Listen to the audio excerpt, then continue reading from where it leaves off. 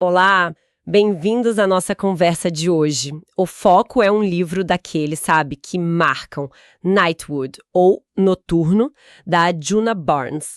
É uma obra modernista, é densa pra caramba, mas, nossa, com uma força impressionante. Verdade. O livro potente mesmo.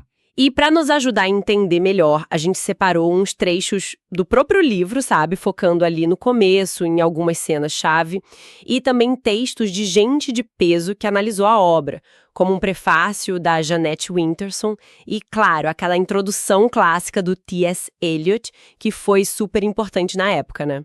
Fundamental essa introdução do Eliot, e a Winterson também traz um olhar muito perspicaz. Exato. Então, o nosso objetivo aqui é tentar, assim, desvendar um pouco esse livro, que não é nada simples, né? Vamos passar pela vida da Djuna Barnes, o cenário de Paris onde ela escreveu, que era todo um universo à parte. Com certeza. Dar uma olhada na narrativa, que é bem diferente, nos personagens que ficam na cabeça da gente, no estilo único dela, e por que esse livro continua tão relevante, né? Até hoje. Vamos nessa. Vamos lá. E é interessante isso que a Jeanette Winterson fala logo de cara, né? Que Nightwood é um desses clássicos que, tipo, muita gente comenta, mas talvez nem tantos leiam de fato. É um marco, sem dúvida, mas ele foge de rótulos fáceis. É verdade. O próprio T.S. Eliot, lá nos anos 30, já dizia que precisa de mais de uma leitura para pegar mesmo a profundidade daquilo. Não é uma leitura, digamos, fácil. Não é literatura fast food, definitivamente. Com certeza não. Bom, então, para entender a obra, ajuda muito conhecer a autora e a época, né? Djuna Barnes, ela nasceu em 1892, morreu só em 82. Nasceu perto de Nova York, teve uma juventude meio fora do padrão, circulou pela boêmia de Greenwich Village, foi ilustradora, repórter, uma figura e tanto. Uma figuraça. E a grande virada, como você disse, foi ir para Paris, nos anos 20. Ali ela mergulhou de cabeça. Nossa, imagino! Exato, ela caiu bem no meio daquela efervescência modernista parisiense, né? Convivendo com gente tipo Gertrude Stein, James Joyce, imagina o ambiente. E Nightwood sai justamente nesse caldeirão, publicado em 36 na Inglaterra e 37 nos Estados Unidos, e com aquele empurrão fundamental do T.S. Eliot, que viu a potência literária ali.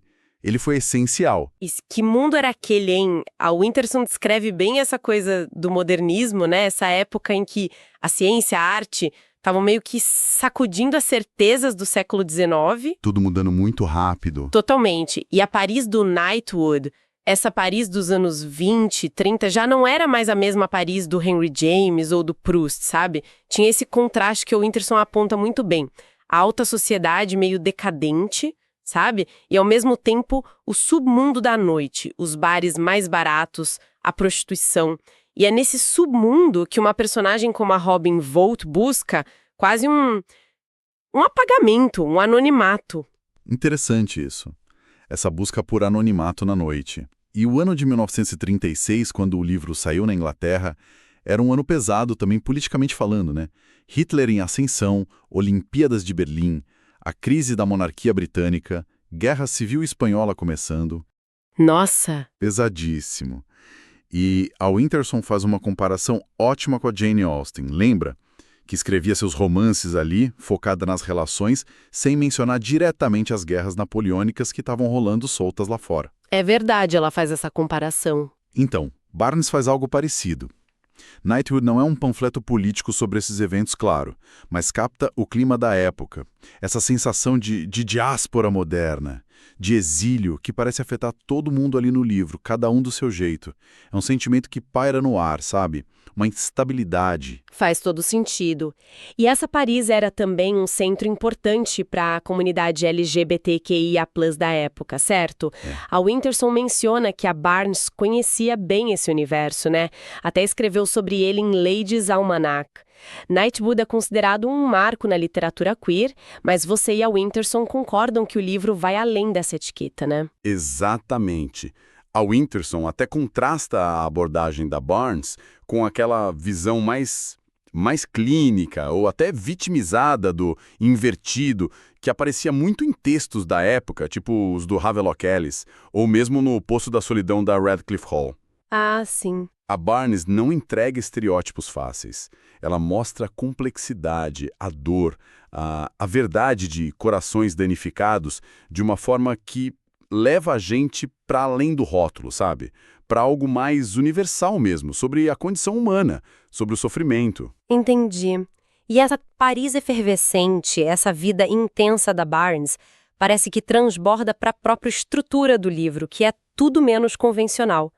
Como é que funciona isso na prática? A estrutura e o estilo são um capítulo à parte, realmente. O T.S. Eliot mesmo confessou que, de início, estranhou o ritmo, sabe? Que não segue uma linha reta, cronológica, certinha. Ele disse que precisou reler para pegar o padrão completo, como ele chamou. Nossa, o próprio Eliot. Sim. E é aí que entra aquela ideia genial da Jeanette Winterson do nanotexto. Nanotexto, adorei o termo. O que ela quer dizer com isso exatamente? É uma sacada ótima dela, né? Não é sobre o livro ser curto, mas sobre a densidade. A Winterson diz que é um texto onde a linguagem não serve só para informar, passar a história, mas para transmitir significado de forma muito concentrada. Cada palavra, cada frase parece carregada de intenção, sabe? Quase como se fosse homeopático na literatura. Uma pequena dose com efeito muito potente. Que interessante. Uma linguagem homeopática. É. Por isso a leitura pede atenção, né? Tem uma qualidade quase narcótica, que te puxa para dentro, mas exige que você esteja presente ali. Entendi. É uma linguagem que exige, mas que recompensa, então. E o Eliot fez questão de defender que não era só prosa poética naquele sentido meio pejorativo, né? Sim, ele foi super enfático quanto a isso. Ele destacou o ritmo da prosa, um padrão musical que dava uma intensidade enorme ao texto. Ele sentiu que a qualidade da escrita elevava o conteúdo, por mais sombrio que fosse. Ele valorizou muito a forma. Muito. A Winterson até dá um exemplo concreto dessa vivacidade da linguagem, lembra? Um momento em que a Barnes usa a palavra dog, cão, de um jeito inesperado, onde talvez a gente esperasse algo como grave, e ela chama isso de um golpe rápido de gênio da linguagem. É a palavra certa, no lugar certo, com um efeito enorme. Uau! Que demais! E essa linguagem poderosa constrói personagens que, como o Eliot disse, ficam com a gente muito depois da leitura, né? Vamos falar um pouco deles. Começando pela Robin Volt, que parece ser o centro de tudo, mas nossa, super difícil de definir. A Robin é o grande enigma do livro, sem dúvida. Descrita como passiva, nascida sonâmbula. Quase uma força da natureza, sabe? Com uma beleza animal. Tem uma hora que falam das têmporas como as de jovens bestas criando chifres. Uma imagem fortíssima. Nossa, muito forte. E a primeira vez que a gente encontra ela tá desmaiada de bêbada. E essa busca dela pelo anonimato na noite, essa incapacidade de se fixar em alguém, em algum lugar, o Eliot achava fascinante como a Barnes a tornava tão real, sabe? Mesmo sem a gente entender completamente as motivações dela. É verdade, ela é muito real, mesmo sendo etérea. E aquela cena final dela com o cão é perturbadora e inesquecível, fica na cabeça. Totalmente. E em contraste com esse enigma que é a Robin, temos a Nora Flood. Ela parece representar o outro lado, né? O amor que se entrega totalmente, mas que é devastado pelo abandono. Exatamente. A Nora é americana ligada ao circo, a amante devota que ama a Robin com uma paixão assim avassaladora, mas que sofre intensamente com a perda. Aquela frase dela, fui amada por algo estranho e isso me esqueceu. Nossa, resume a tragédia dela. É de cortar o coração. Totalmente. A busca desesperada dela pela Robin na noite de Paris, o sonho recorrente que ela tem com a avó e a Robin, ela encarna a angústia do amor não correspondido, a dor que não cicatriza fácil. E para complicar ainda mais esse cenário amoroso todo, entra a Jenny Petherbridge, a Squatter, como a chamam. O que significa exatamente essa usurpadora? Ah, Jenny. Ela é a terceira ponta desse triângulo doloroso. Uma viúva que parece não ter emoções próprias, sabe? E se alimenta das emoções dos outros, especialmente do amor da Nora pela Robin. Ela é descrita como uma negociante de emoções de segunda mão, ávida e implacável. Que horror! Ela se apropria da história, dos sentimentos dos outros, A cena da briga violenta na carruagem mostra bem essa natureza meio predatória dela. Ela adiciona uma camada de conflito e ressentimento ali na dinâmica que já era super complicada. Nossa, que tenso!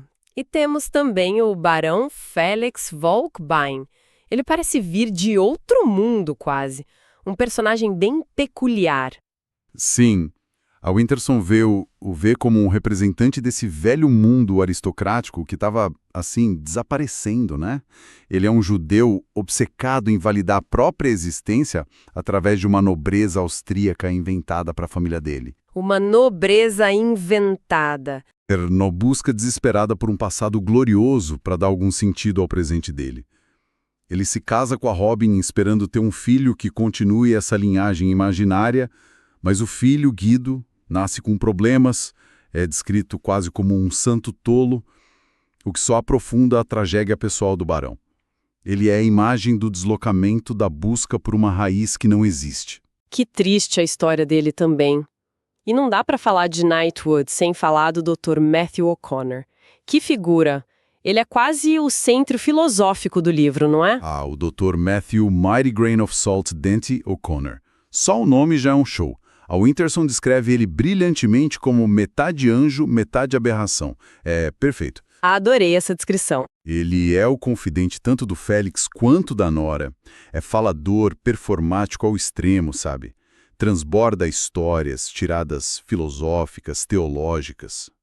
O Eliot no começo achou que ele era quase a única coisa viva no livro, mas depois percebeu como ele era essencial para o desenho geral e que por baixo daquela arrogância toda tinha uma humildade profunda ali. E tem aquela cena marcante dele de camisola e peruca quando a Nora vai procurá-lo no meio da noite? Aquilo é muito forte. Essa cena é um tour de force. A Winterson chama de triunfo artístico e emocional. E as longas falas dele, aqueles monólogos que parecem não ter fim, não são um descaso, pelo contrário.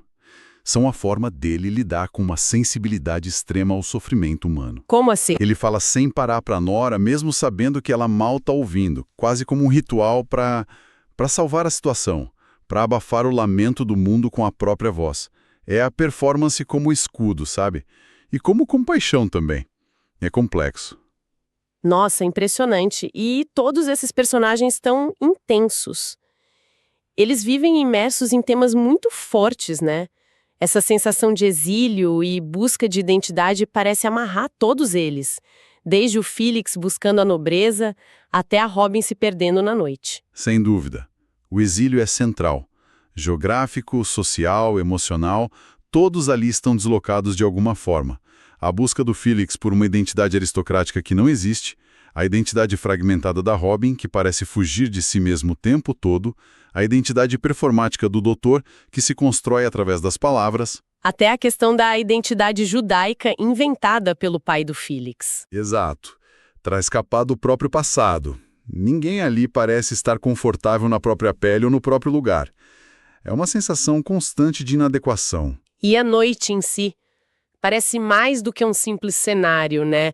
Quase uma entidade no livro. Totalmente. A noite com N maiúsculo, quase. O doutor tem longos discursos sobre a noite como um estado de ser, um lugar onde a identidade se altera. Ele diz, a noite faz algo à identidade de uma pessoa. É um espaço de medo, de segredo, mas também de transformação, de libertação de certas amarras do dia. E para Robin, é um refúgio e perdição ao mesmo tempo. Exatamente. É o lugar onde ela busca o anonimato, mas também onde ela se perde, onde os instintos mais sombrios talvez venham à tona. A noite é o palco perfeito para essas buscas e perdas de identidade que marcam o livro. Tratada de um jeito bem sombrio, né? Especialmente entre as mulheres nesse triângulo Nora, Robin, Jenny. Tem muito egoísmo, autodestruição. É um retrato brutal do amor como posse, como ferida, como diz a Winterson. Uma visão bem pessimista, talvez. Mas o Eliot faz um alerta importante sobre isso. Apesar da intensidade e da particularidade dessas relações, a miséria humana que a Barnes descreve é universal. Ah, sim, ele bate nessa tecla. É. Não se trata apenas de um estudo de caso, de aberrações ou de um submundo específico. A dor do amor, a dificuldade de conexão, o sofrimento, isso ressoa em qualquer pessoa. E leva àquela pergunta crucial do doutor, que fica ecoando mesmo. Existe uma necessidade tão extraordinária de miséria para fazer a beleza? Essa pergunta é muito forte. E tudo isso, essa instabilidade dos personagens, das relações, da própria identidade, se conecta com a visão de mundo modernista, né? Aquela sensação de que a realidade é meio relativa, difícil de agarrar. Perfeitamente. O livro encarna essa sensibilidade modernista. Não existem verdades fáceis ou respostas claras ali. A própria linguagem, como a gente falou antes com a ideia do nanotexto, não serve só para descrever uma realidade que já está lá fixa, mas para criar significado nesse mundo que parece escorregar por entre os dedos. A forma e o conteúdo estão totalmente interligados. É impressionante como ela faz isso. Faz muito sentido. E a importância do livro foi reconhecida logo de cara. Muito por causa do T.S. Eliot, né? Ele meio que apadrinhou a obra. O papel do Eliot foi crucial, não dá para negar.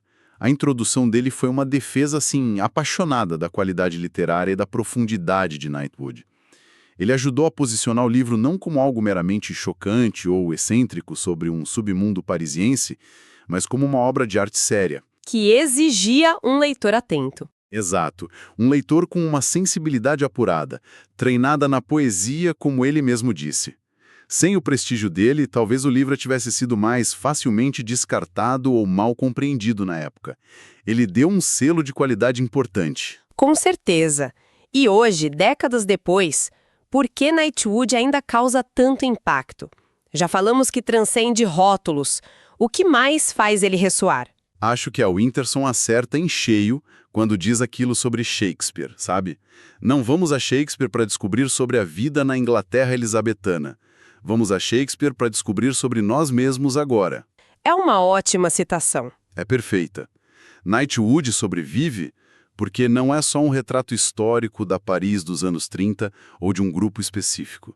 É uma obra de arte que continua falando sobre a condição humana, sobre as nossas angústias, aqui e agora. Exato, essa exploração da miséria, do sofrimento, da busca desesperada por amor e identidade, dessa fragmentação da experiência que parece tão moderna, né? O Eliot insistiu nisso, que o tema profundo ali era a miséria e cativeiro humanos que são universais. É isso que toca a gente ainda hoje. Exatamente. E claro, a força da escrita, aquele estilo denso, poético, que cria um mundo muito próprio, exótico e estranho, como diz a Winterson. É uma experiência literária única, com certeza. E essa força vem junto com uma exigência, né? Tanto o Eliot quanto a Winterson ressaltam que não é uma leitura fácil. A Winterson critica um pouco essa cultura do fast food literário e coloca a Knightwood no extremo oposto.